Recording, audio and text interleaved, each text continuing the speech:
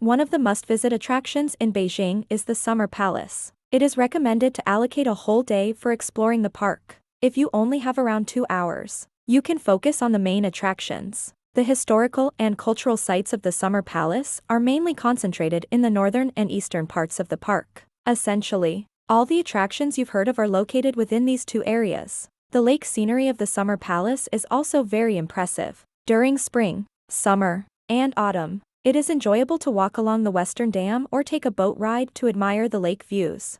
There are a total of 6 entrance gates to the park. The North Rico Gate is primarily used by local residents and does not have regular bus service or proper parking facilities. Tourists can disregard this entrance. The North Palace Gate is the most convenient in terms of transportation, as it is close to the Garden of Harmonious Interests, Suzhou Street, and the 4 Great Regions. The downside is that it requires climbing over a hill or taking a detour to reach the Tower of Buddhist Incense, the Stone Boat, and the Long Corridor.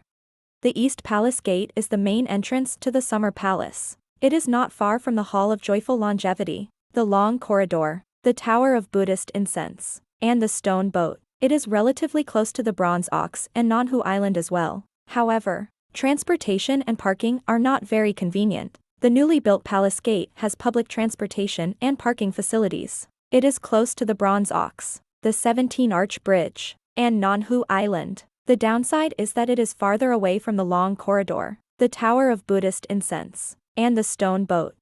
The South Rico Gate has public transportation, but there are few designated parking spaces. It is mainly used by local residents. Foreign tourists should take note. In the summer, the Imperial River cruise boats from Zhuzhuyan have their terminal here. The South Rico Gate is the farthest from the core attractions of the Summer Palace. Taking a boat in the summer will be faster. Once inside the scenic area, there are only 2 options for walking. Going straight will lead you to the 17-arch bridge and Nanhu Island, while the Tower of Buddhist Incense is 3 kilometers away. Turning left will take you to the Western Dam, and it's a 4-kilometer walk from the Western Dam to the Tower of Buddhist Incense. However, the scenery along the Western Dam is beautiful, allowing visitors to truly experience what a royal garden is like. It is not recommended to visit the Western Dam in winter as it can be too cold.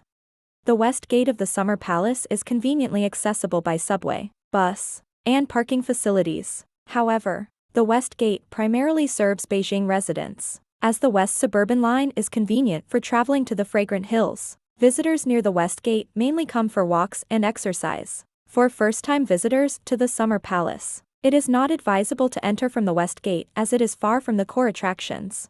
To summarize, for foreign tourists, it is recommended to pay attention to the North Palace Gate, East Palace Gate, and newly built Palace Gate. These 3 gates are also known as the 3 main gates of the Summer Palace.